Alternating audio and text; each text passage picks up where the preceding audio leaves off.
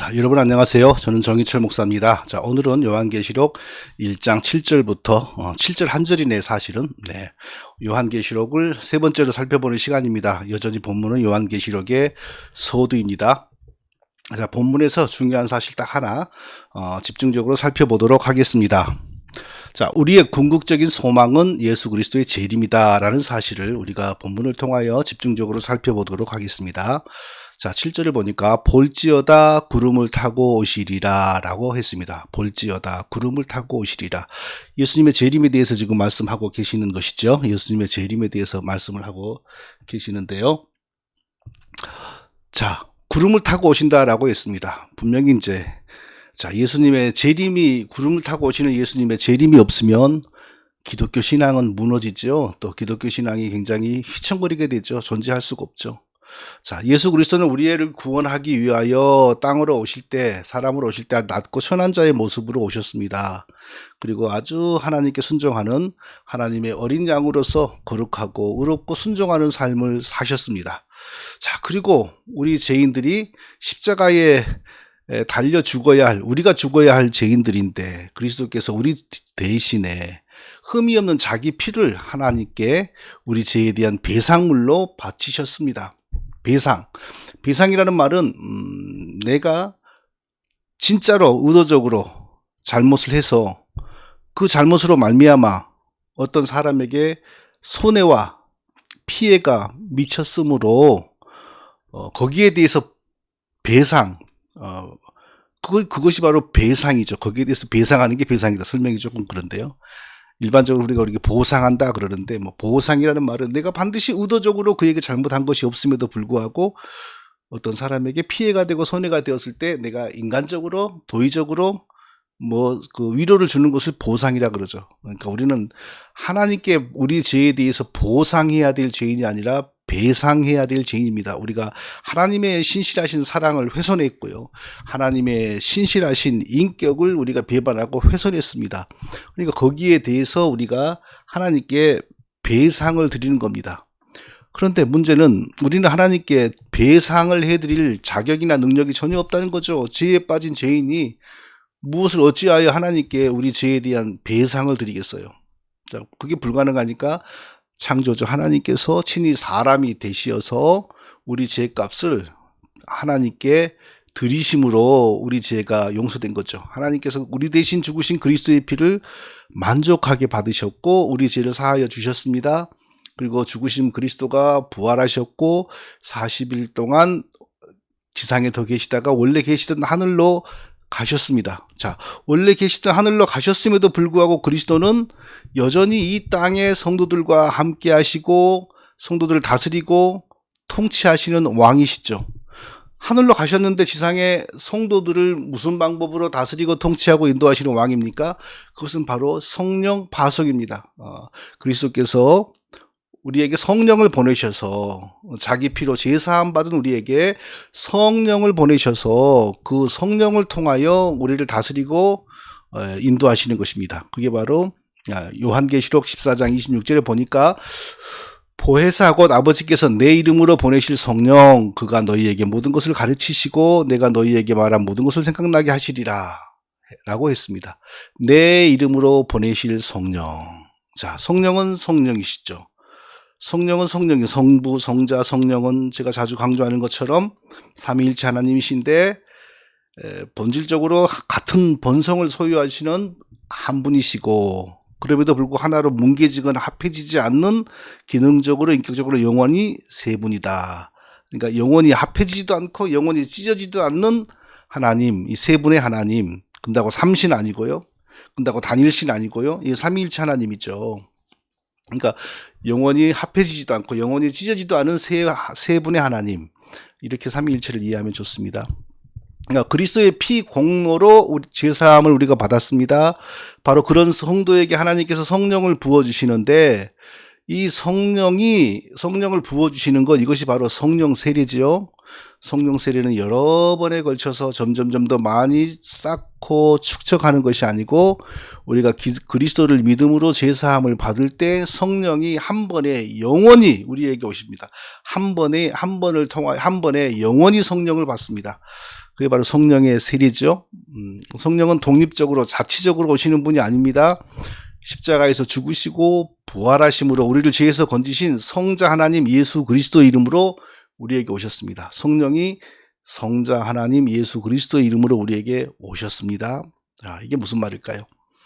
옛날에 이제 황제가 저기 지방에 있는 신하에게나 저기 전선에 있는 장수에게 황제의 명령이나 이런 게 그 뜻이 들어있는 편지를 보내는데 주로 내관, 내시를 보내는 경우가 많죠. 특히 중국에서는 황제가 가까이 신임하는 내관을 보내서 황제의 칙서를 전달합니다. 내관은 내관이라 한 것보다 내시라고 해야지 더 실감이 나죠. 인간적으로 굉장히 약한 사람이고 무시를 받지 않습니까? 그런데도 내관이 전선에 도착하거나 지방에 도착하면 거기에 관청의 그 관원이나 전선의 사령관이 그 앞에 엎드려서 그 칙서가 읽혀지는 동안 엎드려서 듣습니다. 왜 그럽니까? 비록 내관에 불과하지만 그가 황제의 이름으로 왔기 때문입니다. 그래서 황제의 권위를 대신하고 황제가 맡긴 권한 안에서 황제의 기능을 하는 것이죠. 그러니까 그 앞에서 엎드리는 겁니다. 성령이 그리스도 이름으로 오셨다는 것도 유사한 의미가 있죠. 그리스도가 하시는 일, 그리스도가 하셨던 일을 성령이 성도에게 적용한다. 이것이 바로 성령이 그리스도의 이름으로 오셨다. 또 다르게 말하면 그리스도가 하신 일을 성령이 계속 수행하신다. 이렇게도 이해할 수 있겠습니다. 성령이 그리스도의 이름으로 오셨다라는 말의 핵심적인 의미는 그리스도가 십자가에서 흘리신 그 피의 효력을 적용해 주신다. 그리스도께서 십자가에서 흘리신 그 피를 우리 마음과 영혼에 발라주시는 손의 역할을 해주신다. 이게 바로 성령이 그리스도 이름으로 오셨다. 이 뜻입니다. 그러니까 그래서 우리가 성령을 받을 때 예수님을 믿게 되고 성령을 받을 때 죄에 대한 자각이 생기게 되고 성령을 받을 때 받음으로 인하여 기도하게 되고 하나님을 예배하게 되고 그런 것이죠. 많은 사람들이 성령을 받기 전에 기도하고 예배하고 회개함으로 준비가 된 상태에서 예수 믿고 성령을 받는다 이렇게 생각하는데 그것은 기독교 신앙이 아니라고 말을 분명하게 할 수 있습니다. 그래서 우리가 사실 알고 나면 예배 때나 무슨 부흥회 때 불길 같은 성신이여 지금 강림하셔서 이런 찬송 진짜 이게 부르기에 적합하지가 않고요. 왜냐하면 성령이 이미 그리스도 이름으로 한 번에 영원히 우리에게 강림하셔 계시는데 또라고 하면 결국은 귀신이 거기에 맞춰 장난하기가 쉽거든요. 또 우리가 예배 시간에 또 특히 그 금요 기도회 같은 때 성령이여 오셔서 오주여 성령 부어주셔서 그런 것도 사실은 부르서는 안 될 찬송입니다. 왜냐하면 그리스도를 믿고 제사함 받은 성도 안에 이미 영원히 단번에 영구하게 와 계신 성령과 반대되는 사상을 노래하기 때문입니다. 성령과 반대되는 사상을 노래하면 악한 영이 미혹의 영이 오히려 역사하기가 쉽죠. 자, 성령이 오셔서 우리 안에 영원히 내주하십니다. 이것이 바로 승천하신 그리스도가 지상에 있는 우리 성도들을 여전히 다스리고 통치하시고 인도하시고 보호하시는 원리입니다. 그러니까 성령이 우리 안에 오셔가지고 내일 떠나는 게 아니고 영원히 거하시면서 예수 그리스도 이름으로 역사하십니다. 그러니까 그 성령을 통하여 우리가 죄로부터 그리스도의 보호하심 또 죄를 회개하게 되고 사단의 공격으로부터 우리가 보호되고 자 그리스도의 우리의 다스림과 우리에 대한 다스림과 보호가 이 성령의 임재를 통하여 이루어지는 것입니다. 히브리서 13장 5절을 보니까 그가 친히 말씀하시기를 내가 과연 너희를 버리지 아니하고 과연 너희를 떠나지 아니하리라 라고 하셨습니다.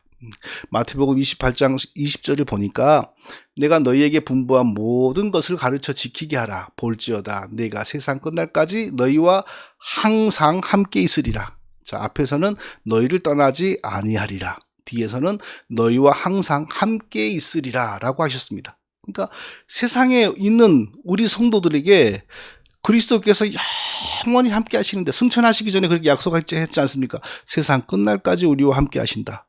그게 뭐냐? 성령을 우리에게 부으셔서 자기의 이름으로 성자와 성부 하나님과 성자 하나님이 그리스도 이름으로 성령을 우리에게 보내셔서 역사하시고 일하심으로 곧 성령의 인도하심 받는 게 그리스도의 다스림이다. 이것이죠. 여기서 우리가 놀라운 비밀을 하나 분명히 알아야 돼요. 자, 우리를 지으신 분이 누구십니까? 성경은 하나님이 우리를 지었다 그러죠. 하나님이 우리를 지으셨습니다. 그러니까 하나님이 우리를 지으셨다 그러면 성부 하나님, 성자 하나님, 성령 하나님 우리를 지으신 것이죠.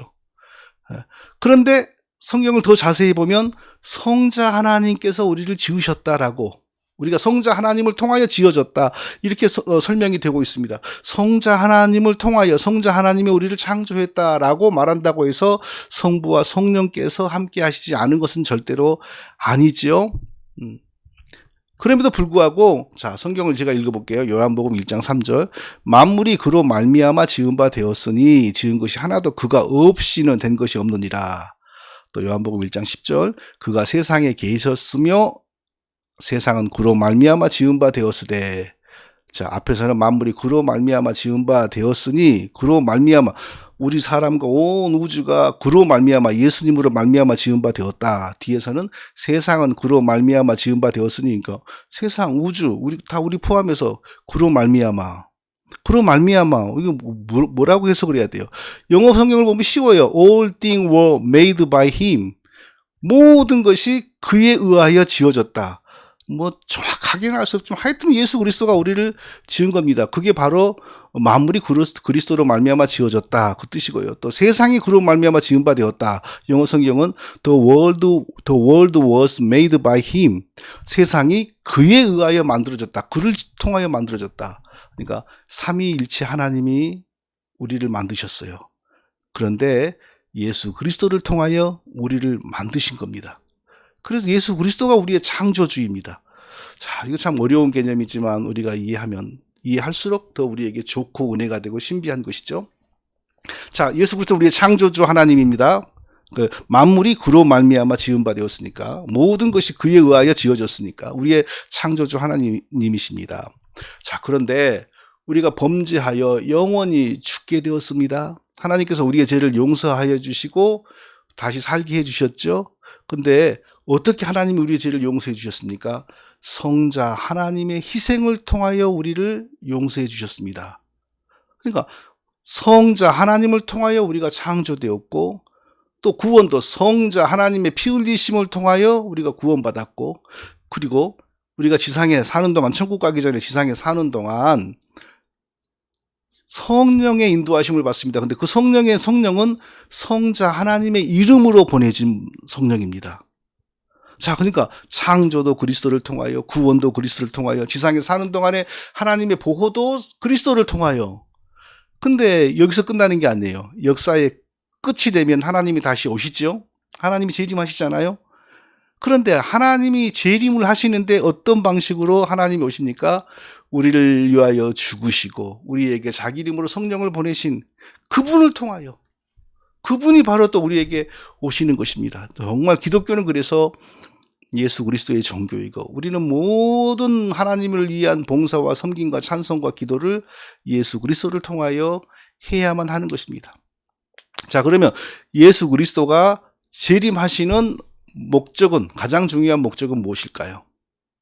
원래 하나님께서 세상을 창조하시고 우리를 창조하신 그 목적을 완성하시려고 오시는 것입니다.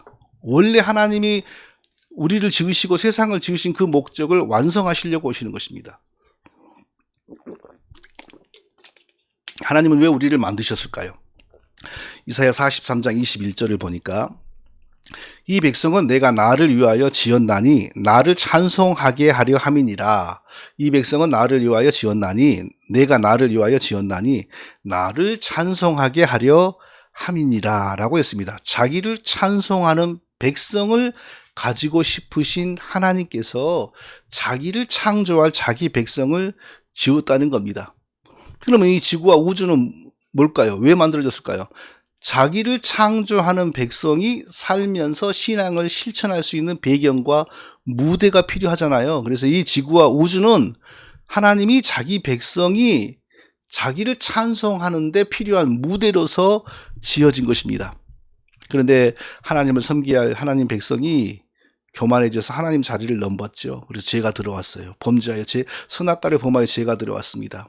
죄가 들어오니까 하나님이 자기를 배반한 자기 백성을 영원히 심판하시고 죽이셔야만 했죠. 그런데 하나님은 그 범죄하고 자기를 배반한 그 백성이 그대로 영원히 죽는 것을 기뻐하지 않았습니다.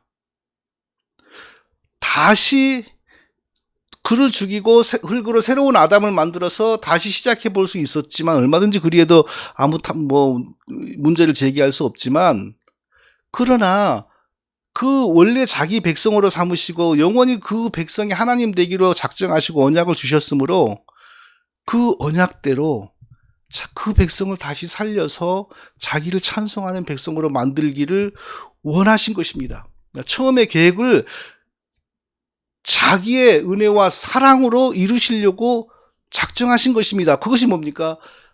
사람에게는 죄값을 배상할 수 있는 아무 자격도 없고 능력도 없으나 하나님께서 사람이 되시어서 모든 우리를 대신하여 하나님께 죄값을 지불하심으로 우리를 다시 살려서 자기를 찬송하는 백성으로 만드신 것입니다. 이러려고 바로 이 목적이 완전하게 이루어지게 하려고 재림을 하시는 것이죠.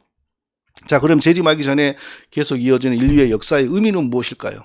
세상의 과학과 철학은 이 역사에 대해서 정의가 우리하고는 완전히 다릅니다. 요즘에 BLM, 단순히 흑인 소중하다 그게 아니지 않습니까? 그 뒤에 아주 인간적이고 비성경적인 철학이 거기에 담겨져 있습니다. 이처럼 세상의 과학, 세상의 철학은 우리하고 너무 달라요.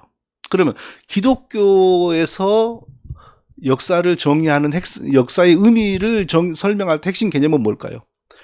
하나님이 자기를 찬송하는 백성과 자기를 찬송하는 백성의 나라를, 하나님 나라를 만드시려고 계획하셨지 않습니까? 처음에. 자, 그러면 많은 백성이 필요해요.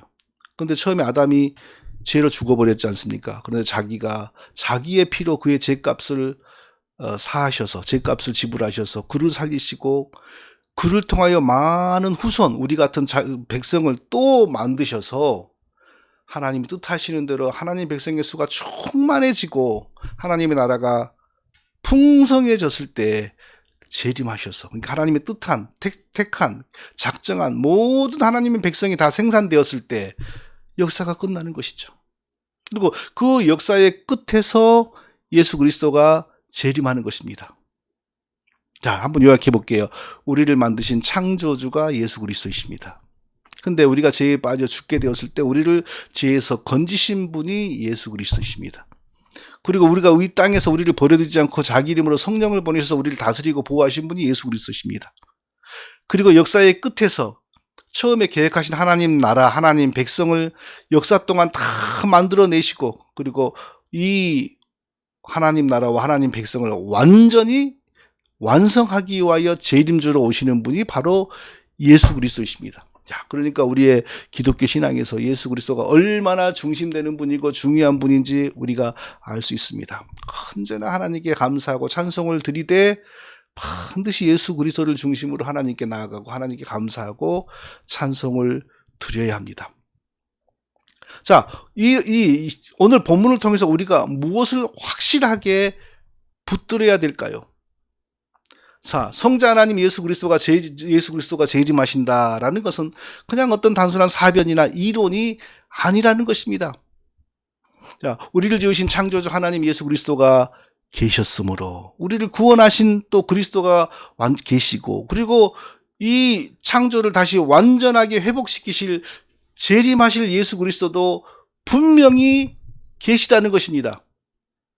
우리를 위하여 대신 죽으시고 부활하신 예수 그리스도, 승천하신 후 우리에게 성령을 보내셔 우리를 다스리고 인도하신 예수 그리스도가 다시 반드시 재림하셔서 자기의 나라와 자기의 백성을 완전히 완성시키시기 위하여 반드시 오신다는 것입니다. 우리는 그날을 바라보면서 살아야 되는 것이죠.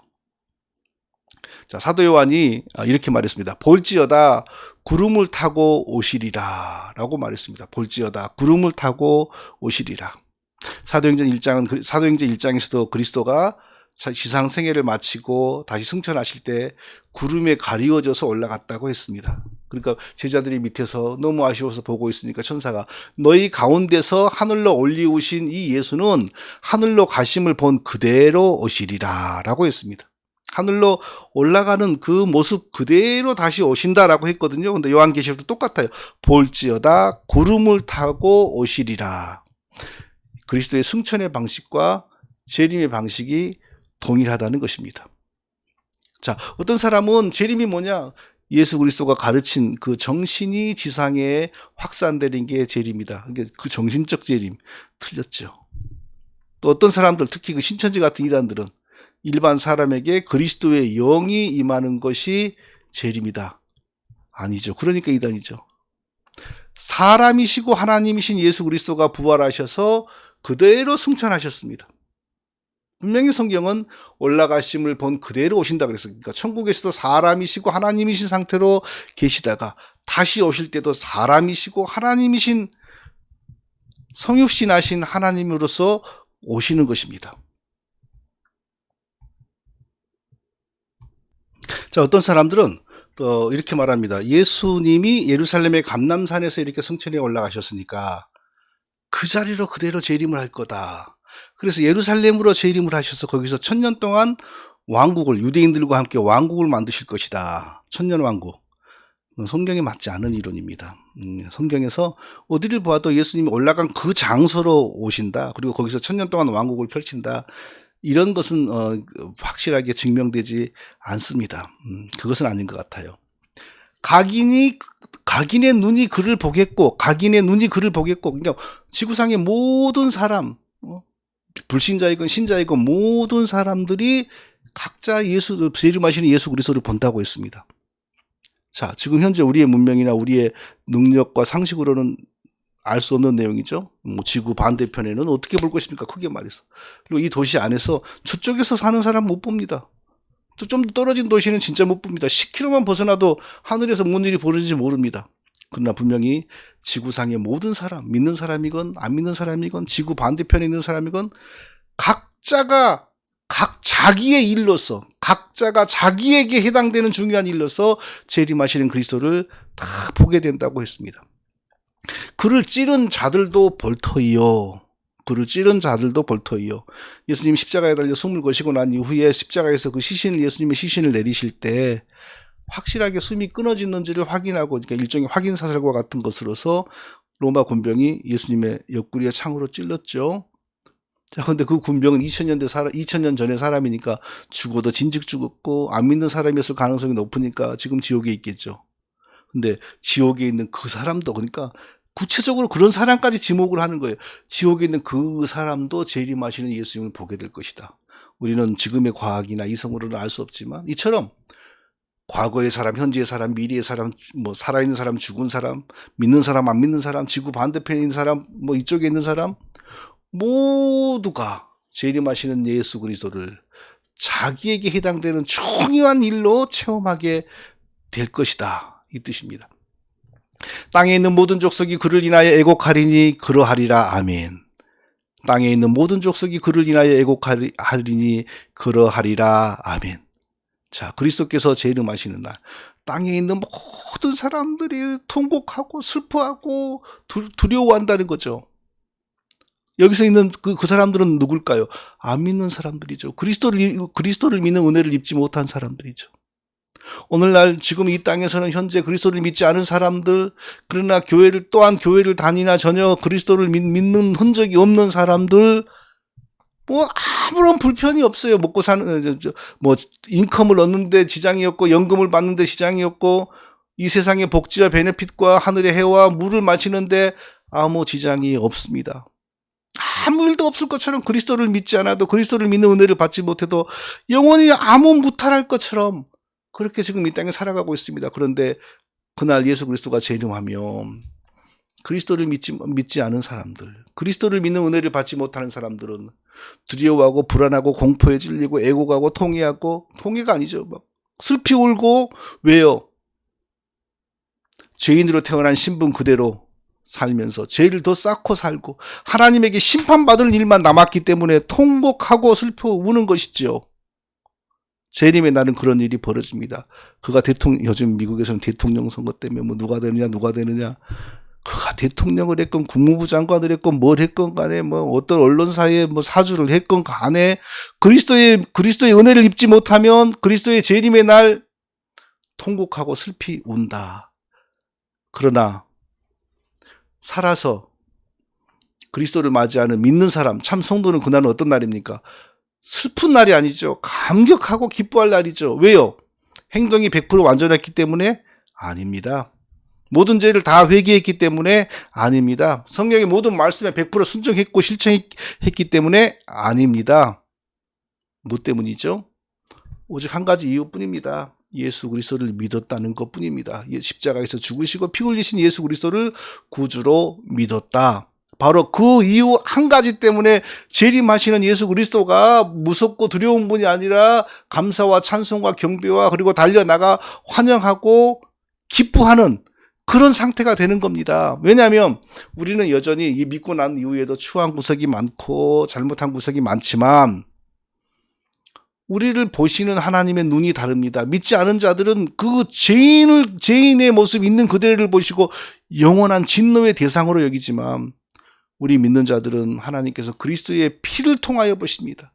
그리스도의 피 안에, 그리스도의 보혈 안에서 우리를 보십니다. 그러니까 그리스도의 피 안에서 우리를 보시기 때문에 우리의 죄를 셈하시지 않는 것입니다. 다 죄가 없는 것처럼 여겨 주시는 것입니다. 그러나 그리스도의 피의 은혜를 입지 못한 자들은 이 세상이 없어지는 심판과 함께 영원한 불명의 불못에 던져지게 되는 것입니다.